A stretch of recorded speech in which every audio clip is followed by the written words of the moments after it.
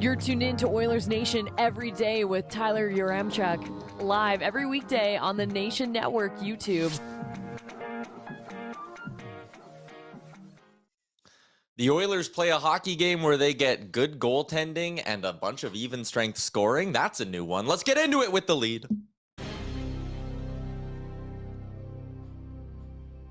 Oilers Nation Everyday, a winning edition of Oilers Nation Everyday. Edmonton picks up a big 3-2 dub over the Buffalo Sabres. We are coming to you live from the Sports Closet studio, sportscloset.ca.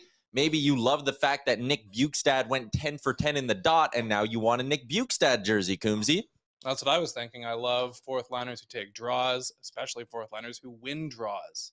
Number 72 would look good on the back of your jersey. And if Bjugstad gets traded, you just remove the name bar after and put Hunter the Lynx on the back. Yeah, easy. That's the question that I had is how is it that he's wearing the same number as the mascot? I think there's some really good social content for the team to do and probably miss out on between like this whole exchange. I think Hunter, because like Nick Bjugstad's going to come and go in a matter of months. Hunter should just wear a Nick Bjugstad jersey for the rest of the year. What do you mean, come and go? You think Nick Bjugstad's leaving us? Why? Like, I don't How think... can we let him go after going 10 for 10? I just bought his jersey, Tyler. This That's is like fair. Boyd Gordon all over again. Except we're not going to give him $3 million or whatever the team gave Boyd Gordon that one time. He was great in a dot. He was great in the dot. The Oilers did a lot of stuff really well in that hockey game. We're going to break it all down. We're streaming live on the Nation Network YouTube, where we want you to hit the like button. We want you to hit the subscribe button. And Tala is in with the first comment of the day. Great game by the Oilers. McDavid is killing it, which might be an understatement. And Stu was big for us last night. He certainly was. We're going to get into all of that with our three big things, brought to you by AMA Travel. They make our nation vacations very easily, seamless, I would say. And they can make your summer vacation the same thing. AMA Travel, check them out. I used them to book a summer vacation. I'm very excited for it. You know where I'm going? I think I know where you're going. Watch the Jays in Seattle. And I booked all my hotels on the spot with along the way with AMA Travel. That's cool. Have you been to the Jays game in Seattle before? I have, but it was a long time ago, like 8 years ago. So Let's hope they can actually win because they have a historically difficult time in Seattle. They do. Shout out to AMA Travel. The Oilers had not an easy time in Buffalo. It was a hard-fought game. That's a team that's playing well, though. But Edmonton came away with the victory, and there's a couple of guys who get a lot of credit for that win. Our first big thing is Stuart Skinner. Bob Stauffer sent out a tweet yesterday saying, born in Edmonton, raised in Edmonton, drafted by Edmonton. Now he's the man in Edmonton. Stuart Skinner was unbelievable. I guess I should also introduce everyone who we got here because it's a Tuesday roundtable. Yaremchuk, Coombsy, Liam, and making his show debut behind the camera, Wanye's here as well. I feel like I really buried the lead with that. There's going to be people in the chat who are fired up to hear Wanye on a live stream. But Let's just give a little bit of context. Yaremchuk didn't want me to come on the show, and I just glared at him, and then he finally said, maybe someone will want to hear you talk. Well, this show is very planned and structured. I can be planned and structured. Watch how good I'll be. But I have, like, the way it's going to go sorted out, and then 4 minutes before the show, you're like, I'm in. Yeah. It's like, well, that would be like if 3 minutes before a game, the Oilers just magically got Erik Karlsson. What would Woodcroft do? Or a new Avengers showed up right before they started filming the movie. How would it work? But our first big thing from last night's game is Stuart Skinner. He was unbelievable. Stopped 37 of 39. The Oilers gave up like a lot of really good looks in that hockey game, but high-end teams, Stanley Cup contenders, which the Oilers are, have games where their goalies play unreal and kind of not steal them a win, but play a big part in the win. Stuart Skinner is that guy for the Oilers. It's been unbelievable. Wanya, you've been an Oilers fan for your entire life. A homegrown goalie coming in. Dreaming about. It's unbelievable. It's unbelievable.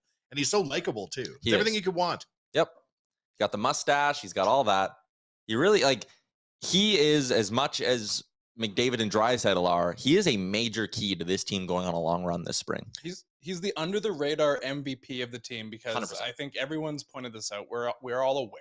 We all watched on Saturday as Jack Campbell couldn't stop anything. It was a struggle, and he was expected to be the guy. And then Stuart Skinner steps up this season, and I mean, there was points in time earlier in the year when Campbell was really struggling, and the team hadn't really found their groove. If they didn't have Skinner stepping up, killing it, then things could have gone south super fast. And I mean, In that Buffalo game, same thing. Things could have gone south. There was some periods where they were just lapsing defensively, and Skinner comes through and saves the day. He's there. I mean, you can't not call McDavid the MVP. He's on pace to score like 156 points or something. Obviously, he's the MVP, but the under the radar MVP for me is Stuart Skinner. And for a franchise that's always rushed its players' development along, for Skinner to be his 53rd game in the NHL or something like that, it's an incredible time to be a bona fide, first of all-star, and secondly, have the confidence of a fan base that's seen some terrible goaltending over.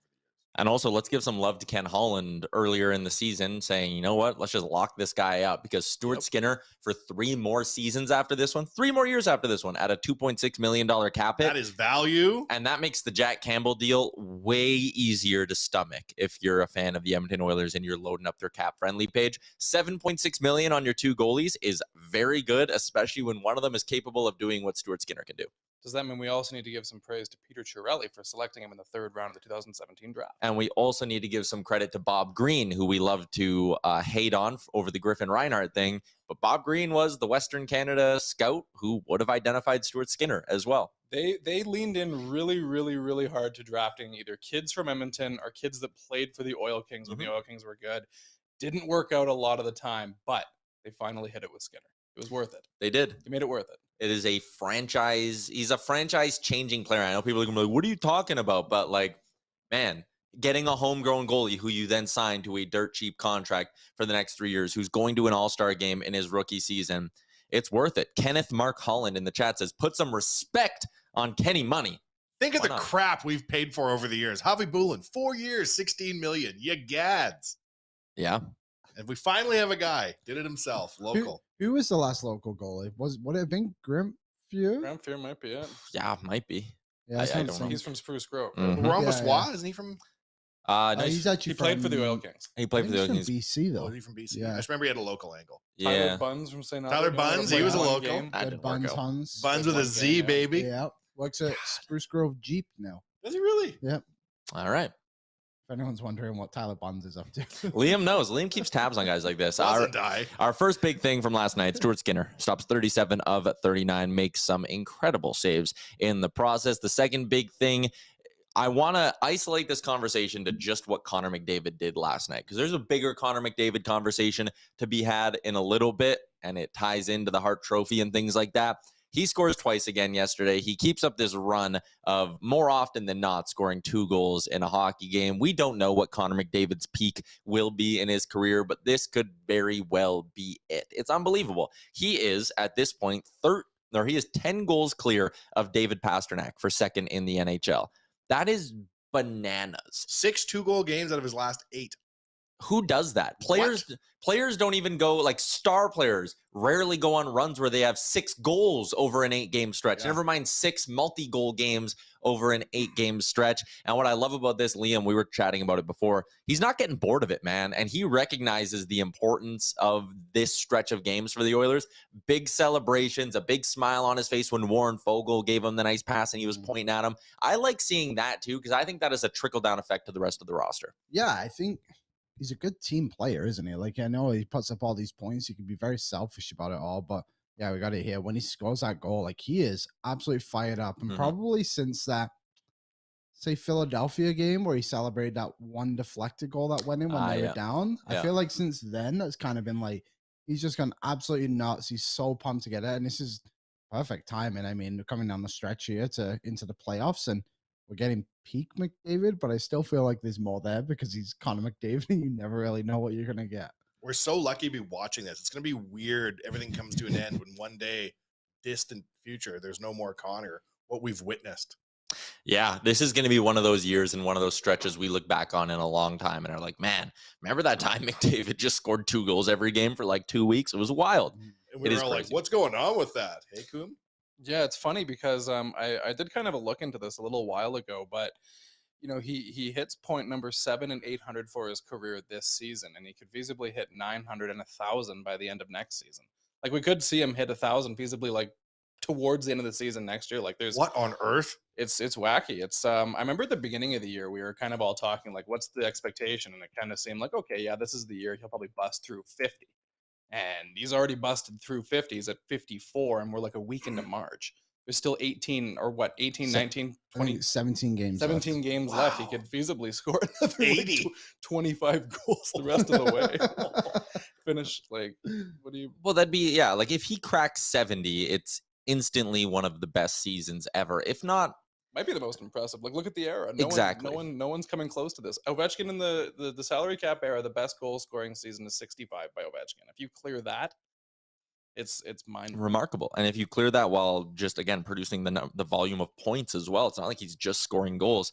Here's a season by season breakdown of Connor McDavid's points. It is now a career high for number 97, 124. He's been building on a career high in the goal department for quite some time as well. We'll have more McDavid talk coming up in just a little bit on the show, but I want to talk about a guy who is also enjoying what is close to a career year. It's not quite there, but he might hit his career high of 15 goals at some point this year.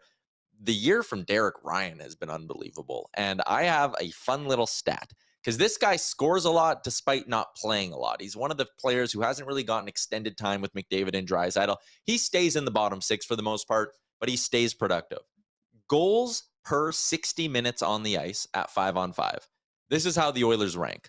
Number one is Nick Bjugstad because he has 1 in 24 minutes as an Oiler, but that doesn't really matter. McDavid scores 1.6 goals per 60. Klim Kostin, 1.38. Evander Kane, 1.13. Warren Fogle, 1.04. And then Derek Ryan at 0.99. On a per 60 basis, Derek Ryan at 5-on-5 has been more productive in the goal department than Nuge, McLeod, Draisaitl, Yamo, Hyman. That is impressive. Derek Ryan's putting together a good year, and what I love about those 11 goals is that more often than not, the majority of them, I should say, are coming away from the big guns. He is truly giving them depth scoring, and that if he can keep that up, he will be a very valuable piece in the playoffs. He doesn't just score like greasy goals either. Like he isn't just tapping them in off his ass. Like, Oh, they're he's like nice actually goals. scoring goals. Like the one he scored yesterday was in the slot, and then like he's just one of those guys who just been reliable for a while now, right? With the Oilers, it's just good deal on him. Like they was talking about him early in the season going down to Bakersfield. Like, how could you? Like, how could you give up this guy? Like, how dare you? How dare? Tyler's already given up on Nick Bjugstad. Apparently, he's gone in a couple of weeks, and now we've got to deal with this Derek Ryan talk too. I love DR10. DR10. DR10. TM. DR10. I like how that's the new like template for nicknames. Hey, it's EK65. It's DR10. But that I love the celebration too.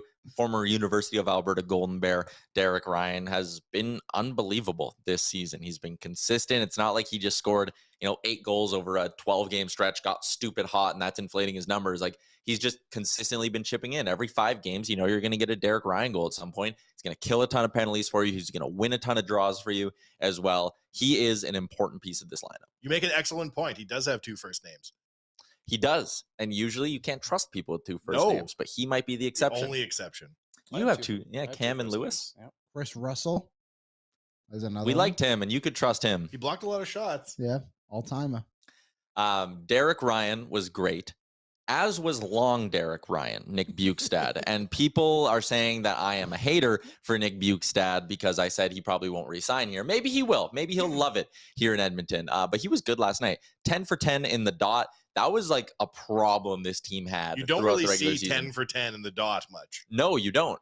He was really solid, and I've been impressed with what he's brought to the lineup so far. He scored the goal. He's as advertised. Coombs, your thought on the first couple games of Nick Bjugstad as an Oiler? Yeah, I think he nailed it. He comes basically as advertised. He really turned around his career this year in Arizona. He looked, for a few years there, he's kind of bouncing around the league. He looked like he was one of those core guys in Florida for a while. They signed him long-term. They thought he was going to be their 2C behind Barkov. He couldn't really handle that role. And then he bounces around Pittsburgh, Minnesota, wasn't good in either place. And then joins Arizona where there's no pressure. You can kind of go out and do your thing, rehabilitate your career, find a role. And he kind of found that in the bottom 6 in the Coyotes, playing both the center and the wing. And it's a perfect fit for the Oilers because and I mentioned this on the after game show last night, that when they give away Puljujarvi, I mean, divisive player, obviously, but the one thing he did do well, I think we can all agree on, is he was a big guy who forechecked well.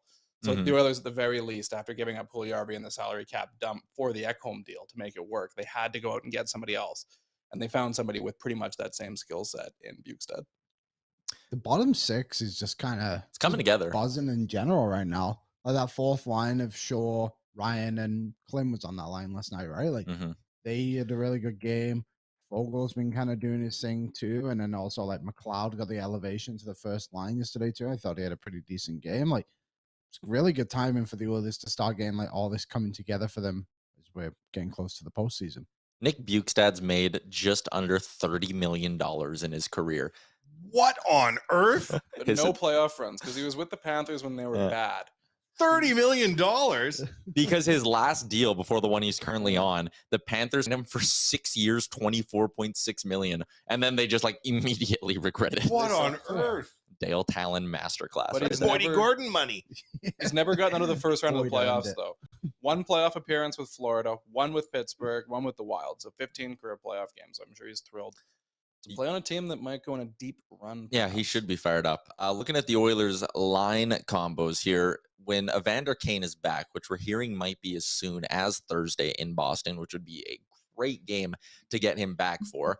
I'm looking here at the way they lined up last night. And AB, I don't know if you can quickly pull up the line combos for everyone to see so we have the visual with it. But I think it's probably pretty easy to just look at this and go McLeod down to the fourth line, Kane on the top line. Is it as simple as that? Kane definitely has to go on the McDavid line because the Nugent-Hopkins Draisaitl duo are fantastic. Dry Ryan Kai are back, baby. Yeah, that was Yamo missed a chance last game, and he caused them to go offside, which negated a goal. But I actually do think he's been playing some really good hockey, and Nuge is the Nuge this year. So you're right. So you would just take out Devin Shore comes out of the lineup. He's been playing quite well, but sorry, Devin Shore out of the lineup. Unfortunately, Liam. Yeah. Why would you take 19. your MVP out of the lineup in such He a does key look game? a lot better wearing number 19. He's channeling like see. a Steve Yzerman, Joe Sakic He's kind of selfless. look. He's a selfless man, Coom. He's I'm a not- team player. I'm actually not convinced it would be Devin Shore, not to just shoot you down there, Coon, but like Clint Costin just came out of the lineup when Devin Shore was playing well, right? Like I think it's quite interesting now that Devin Shore has played his way into the starting 11 and 12 recently, maybe 11. And I think that also like played into the Oilers maybe like deadline plans a little bit of being like, like, do we want to send down Shore to It get was like an another internal player? addition. Just getting Devin Yes. Shore with the brand new number and the new vibe. It was like an internal trade deadline. Klim Kostin is a much bigger impact player than Devin Shore. His ceiling is higher, but I would argue his floor might be lower. He Like hits, you might he get, scores. yeah, he does. And I actually thought he was really physical last night, and the Wolf made that comment in the chat as well, saying he liked the energy that Klim Kostin brought to the game He last was night. screening on that goal, big body in front. It's a good problem to have, Yeah. though. For so Yeah. many years, we had this thing, and it was like, how do you even fill up the remaining like 9 spots on the roster outside of McDavid, Draisaitl, and Nugent-Hopkins? 9 spots. Like, how do you Yeah. find room for Toby It's Reeder and Boyd Ty Gordon. Ratty? And It's funny you these say that guys? because the other day when Tyler and I did, I can't remember if it was a Friday or Saturday show to preview the Winnipeg game, but somebody put a lineup in from like 6 years ago. 2018, I And think. Oh, the it's so top bad. line Oh, was no. Juja Kerr on the left, You betcha. David and Ty Ratty. I can't remember the rest. But That's it's all like you a need, bunch of baby. Guys, it's like these guys never made it. I can't believe this team was even competitive at all. It was nuts. So yeah, like you said, like it's The Juge? The Juge brought the hammer, baby. But there was just a tie. Like now, it's like yeah, like who are you going to take out? Like it's a really good problem to have. Riley says, we've got a big bad team now. We won't be fun to play in the playoffs. And I kind of agree with that. The name we haven't even discussed when looking over the forwards is, maybe one day when Dylan Holloway's healthy, does he factor into your plans in the playoffs? And that's a guy who plays with speed, isn't afraid to play physical as well. But I do think everyone healthy, Kane, McDavid, Hyman, Dry Ryan Kai, Bukestad, Fogel, Janmark, I thought had some really good moments again. Although Fogel worked his way up the lineup last game and managed to pick up an assist on the McDavid game winner. Warren Fogel, like a bat out of hell. He just turned his season around like that. He's been great. And like, not just, oh, great for a game. Okay, back to mid for 3 or 4. Oh, great for a game. It's been like impact, impact, impact. I've noticed him in a positive fashion in like 5 or 6 straight games now. It didn't seem like that long ago. Everybody was ready for this guy just to like not be around. It wasn't Gonna even wave like, him. I said they should have Yeah. waved him. Yeah, it wasn't even like let's trade him to try and get a 2nd or a 3rd round Yeah. pick. It was let's waive him because he's probably going to clear because he's not good at all. But then in the past like month, he's just been skating like the wind, forechecking incredibly well, back checking well, generating offense. It's a completely different player than the one we saw before. But it seems like he's really found his groove. Yeah. Lola Zaz. that's a name that I wish I didn't have to say. Klim needs more than fourth line minutes. I think I maybe disagree with that a little bit. I think he's fine exactly where he is. Zeph says, totally forgot about Holloway. Is this what depth feels like? And yeah, I think it's nice that, again, if they deal with a couple of injuries throughout a playoff run, you actually have like almost a fifth line of depth up front that you can just elevate any one of them. And you're probably pretty confident you're going to get solid minutes. The issue is going to come if there's an injury on the blue line. Yeah. And not I'm as deep organizationally. Like they probably have 8 NHL defensemen. I'm going to include Cam Denny in that one because he has played games in the league. Yeah. I think he's higher and I on guess the list maybe now 9 than with Niemelainen. Niemelainen. But the issue is those guys are all lefties. I'm actually writing about this today on the Phil site. Kemp would be the highest righty, right? Yeah. Or Jason Demers. Oh, forgot about that name. He's on a 2-way deal. Yeah, he can be brought up. They converted that contract.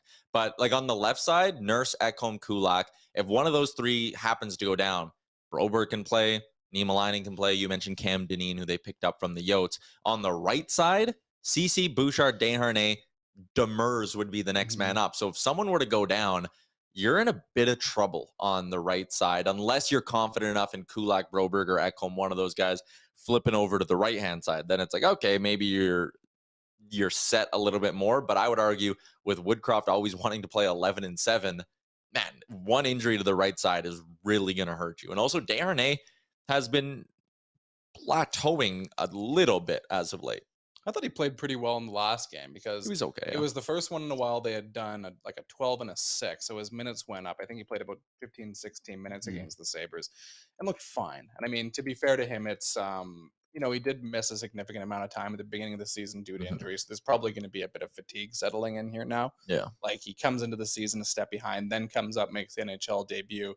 You have all the adrenaline of doing that. Then, after game after game after game of being the guy who's, blocking shots and taking a beating in front of the net, it's probably going to slow down a bit because of that wear and tear. But I mean, still for like an internal option, it's been a pretty big win, but the depth behind that is definitely questionable. Yeah. If you're Coach Woodcroft, Liam, do you stay with Draisaitl or do you take him out of the lineup? I'm keeping Draisaitl. You would keep him in. Yeah. You would. Okay, I'm not sure. He's been interesting. finding the net recently. Well, he's a bit of a hot streak. You might want to go with the hot hand. He is streaky. Yeah. Good coaching. Someone also to consider, maybe playoff time comes around. Ryan Murray is on this roster. I'm just saying. And Demers. These are 2 guys I forgot about. I think about the Oilers most of the day. If it ever comes to it, he is a righty, I believe. Murray? No, he's a lefty. Oh, well, there goes that idea. So you can add him to the leftorium. Maybe Oscar Klefbom comes off the LTIR. It's so sad when people on social are like, is he coming back? Maybe. Like, he's building a house. Yeah, he got a nose job because he's got his post-career nose. He's not going to risk messing that up. No, not at all. Taking a look at what happened last night around the NHL, the Oilers didn't get a lot of help on the out-of-town scoreboard. The Flames got a last-second buzzer beater from Tyler Toffoli. They picked up a win. You look above the Oilers in the Pacific, Golden Knights on a heater, Kings on a heater, Kraken on a heater as well. LA doubled up Washington 4-2 last night in that game. Really, the only break they got, I guess, is that Nashville didn't get 2 points against Vancouver. Tonight, Calgary faces Minnesota. Would love to see the Minnesota Wild get a win there. Florida plays Vegas, so there's a couple of games on the out-of-town scoreboard that you're going to want to keep an eye on. But Coombsy, what do you think is a realistic bar to set for the Oilers in terms of the Pacific Division and where they could finish? Like, do you think they have a real shot at catching the Vegas Golden Knights, who they're currently 4 points back of, and Vegas has 2 games in hand? Or do you think it's just, try to get home ice or try to just get that 3 seed? I think winning the division really should be the goal. I mean, there's still enough runway to jump up.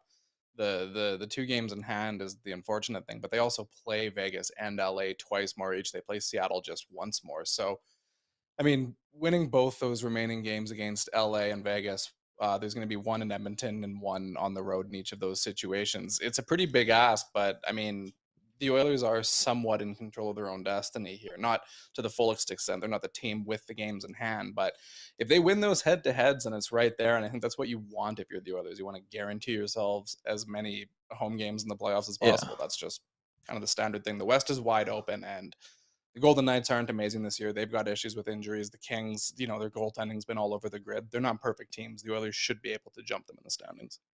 Out of those 3, which one of them scares you the most potentially come playoff time? For me, it might honestly be the LA Kings, just because that forward group added Fiala, a healthy Arvidsson potentially. Those are two things they didn't have when they brought the Oilers to 7 games. A healthy Doughty, which they didn't have. Korpisalo now. Yeah, Korpisalo is an upgrade on Jonathan Quick for sure, even though Quick was really good in the playoffs last year. The Kings would be my answer to the question of who scares me the most. What would your take be? Yeah, I think I'm the exact same way. The Golden Knights too. I mean, both of them are good teams. I guess if you're looking at it from the Oilers' perspective, the one maybe you do want to run into is Seattle. There isn't a tremendous amount of playoff experience there. Their goaltending looks super shaky, but both the Golden Knights and Kings look like strong opponents. Yeah, the Golden Knights, so if they don't get Mark Stone back, I would be less scared of them. He's kind of the straw that stirs their drink. But that's how the playoff picture looks. This is what the Oilers' upcoming schedule looks like, actually. Good job, AB, pulling this up. They got Boston on Thursday, the Leafs on Saturday, Ottawa next week, Sens suddenly playing really good hockey. Dallas next week, they're going to be a tough out, even though they've slipped a little as of late. And then Seattle. Like, it's still basically another 10 days of really, really tough hockey for the Edmonton Oilers before you get a couple of games where you should win in San Jose and Arizona, but things not really getting any easier. We're doing a little Tuesday roundtable here on Oilers Nation every day. Coombsy, Wanye, Liam. It's brought to you by our friends at Star Mechanical. They are Edmonton's top new home plumbing installer, and it's been that way for the last 20 years. Over 50 plumbers and gas fitters on staff, 35 of which are Red Seal journeymen. You can check them out online, starmechanical.ca. Or if you need 24/7 emergency service, which they offer, 780-481-8873. Shout out to our friends at Star Mechanical. Taking a look at what's going on in the YouTube chat, Streeter Schaefer says, who has to move out to bring in Kane money-wise if he's going to play on Thursday? Actually, none, because he's on normal IR, not LTIR, which means they haven't pushed his money off to the side to do anything. So they can activate Evander Kane without moving any money off the active roster. Captain Felton is in and says he's watching from Hawaii on vacation. What a game last night. Baller. I wish I watched it in Hawaii, though, with that being said. Yep, don't we all? It's cold outside. Yeah, Felton also adds, good vibes only. Let's go get the top spot. Hungry Tyler, the Kings are to us what the Lightning are to the Leafs, a team that is now outskilled, but they will intentionally try to hurt you for beating them. And yeah, I mean, the Kings play a really tough brand of hockey. And I don't know if they go out there intentionally trying to hurt you, but I like the Oilers in a best of 7 against any team in the Pacific. They would be, shout out to our friends at Betway, they would be favorites against any team they play in round 1, as long as they're not in a crossover against the Avs, which would be like the worst case scenario. Yeah, we saw last year what Connor McDavid and Leon Draisaitl can do when they go nuclear in the playoffs. Like both guys doing 2 points per game plus and just going absolutely insane. I feel the depth this year is stronger. The blue line's stronger. The addition of Matthias Ekholm really is a game changer. The bottom 6, as we've talked about quite a bit, feels quite a bit better. I don't know if I feel I felt pretty good about having Mike Smith in net last year. He had heated up by that point, but Stuart Skinner feels a little bit more solid than Mike Smith. Mike Smith might have you that huge game where he puts up a shutout in the playoffs, but he might come back the next game and allow a goal from center ice.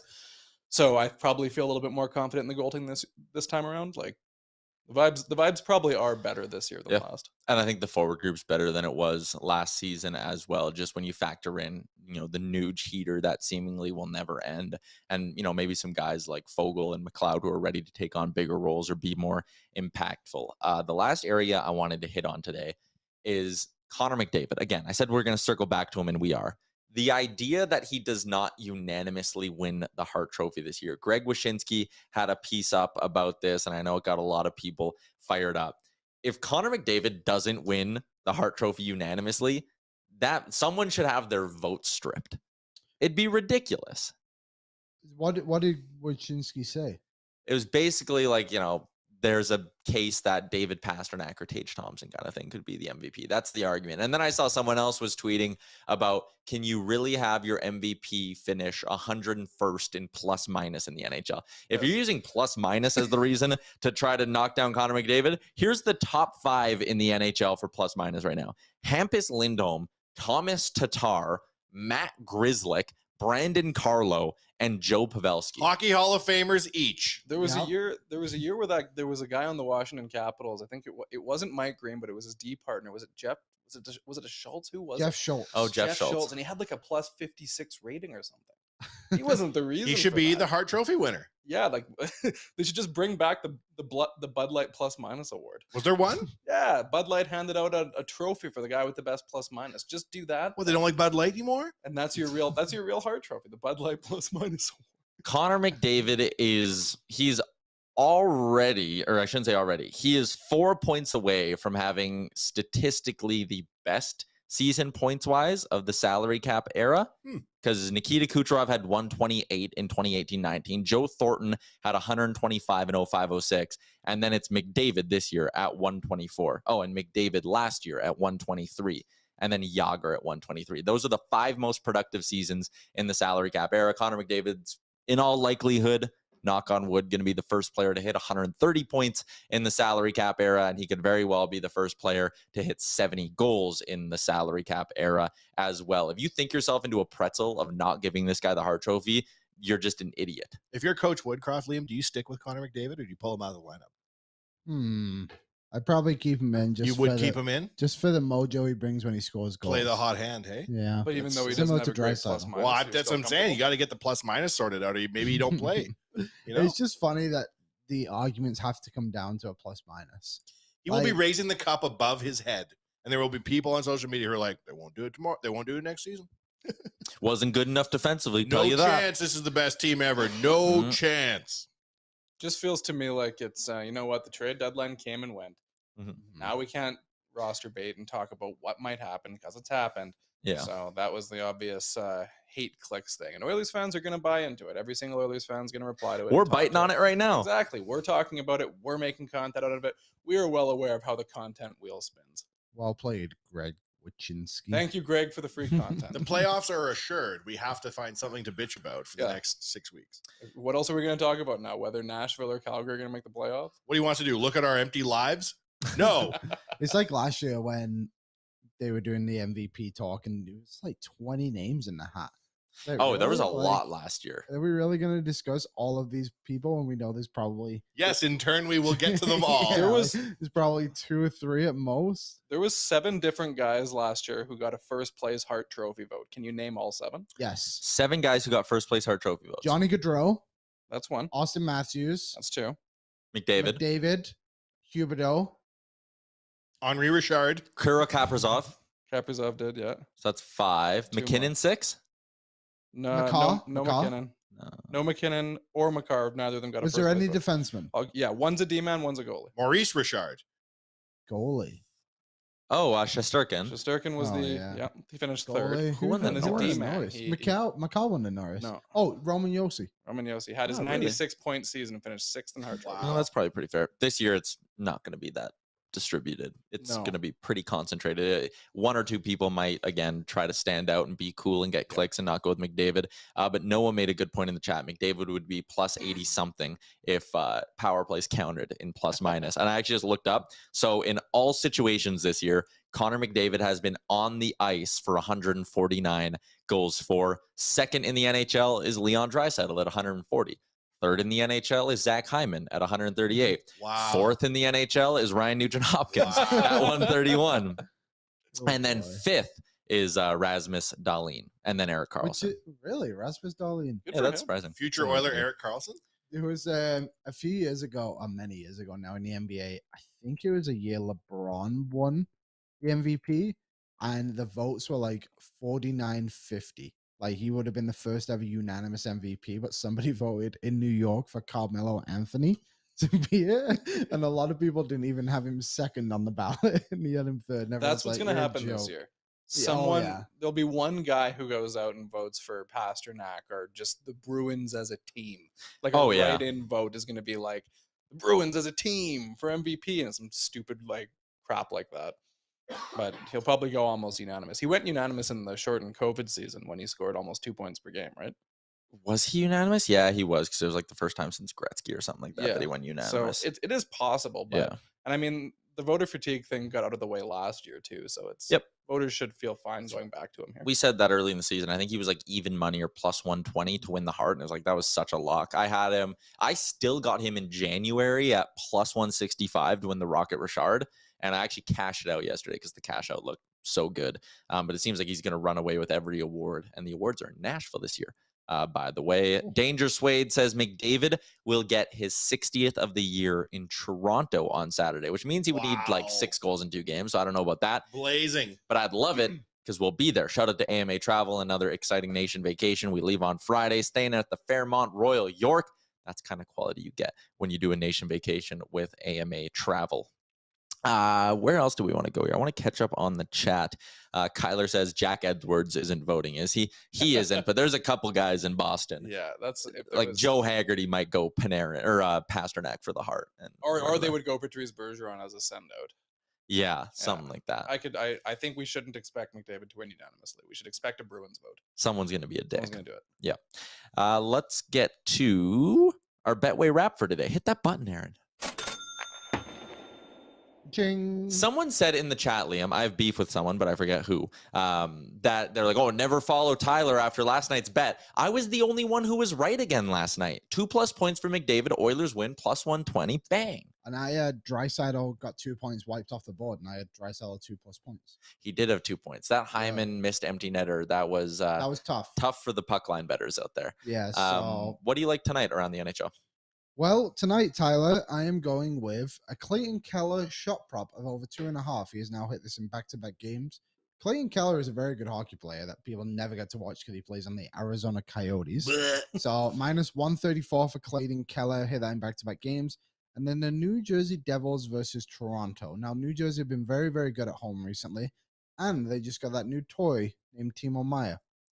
So I just like their squad. And I think they're on home ice. I just feel like it's a good payout for a home ice team.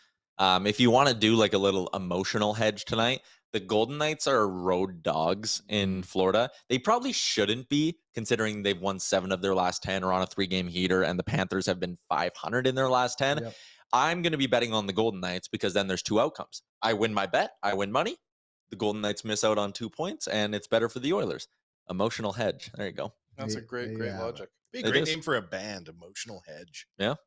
Maybe we could start a band. Called Emotional Hedge? There you go. Would you be the drummer or would you be the bass player? I'd be the DJ. Oh, it's a new kind of band. I'm in. Emotional Hedge. Lance says Hyman empty netter cost me my parlay too. I couldn't believe that one. That really pissed me off. That's I had right there.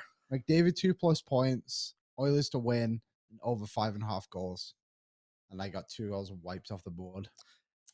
The Nuge goal would have been great too, just because it would have kept things rolling. I wonder if he finds a way to sneak into the 40-goal range this You're still year. my DJ, Liam. Don't you worry one bit. 17 games to go, and he's sitting at 30 right now. Been an unreal year for Ryan Nugent-Hopkins.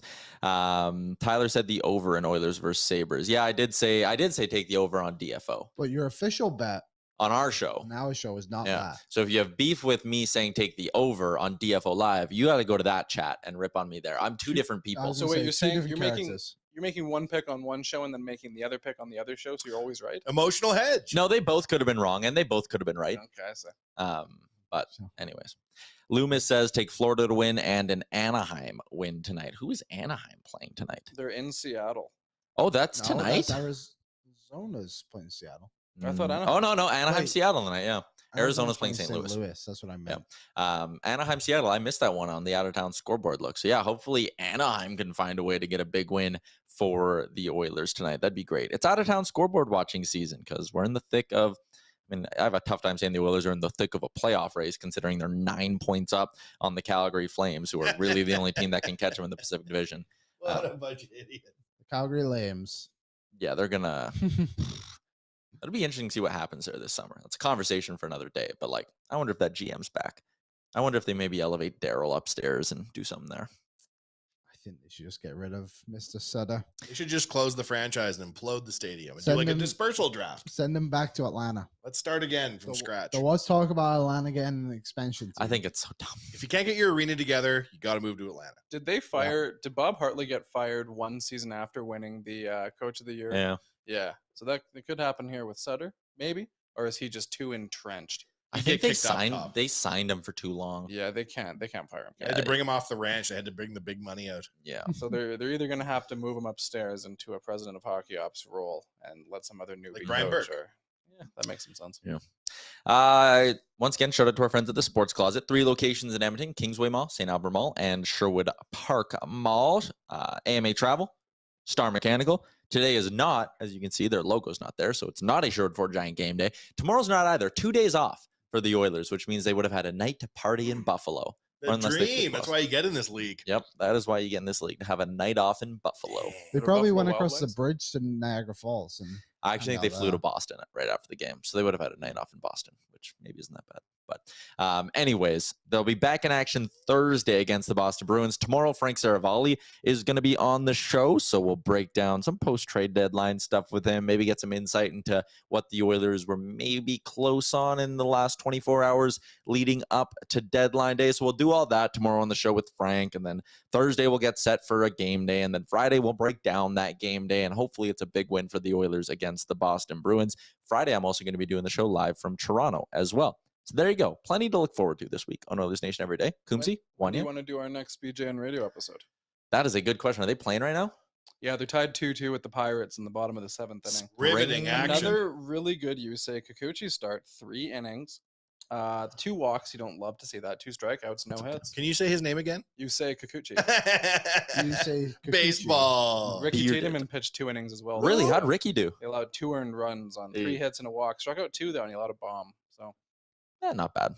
It's fine. He's only like 19. Yeah, he's 19. He's a young lad. He's like your age. All right. Well, maybe we'll do a BJ and Radio in a couple of days here as well. There you go. I was pretty on point the whole show. Yeah, you were. You're great. We were structured and organized. It made a lot of sense. You were in charge. People can't see what you're wearing, but your outfit's on point too. You got the camo nation hat, the camo jacket. It works. You even see me? Yeah, because you're in front Who of are a you white talking wall. to? Exactly. Oh, yeah. If we went outside of the woods, then no. Yeah. I probably drove past you on the way in. All right. Thanks for tuning in today, everybody. Hit the like button, hit the subscribe button before you go, and we'll be back tomorrow, noon Mountain Time.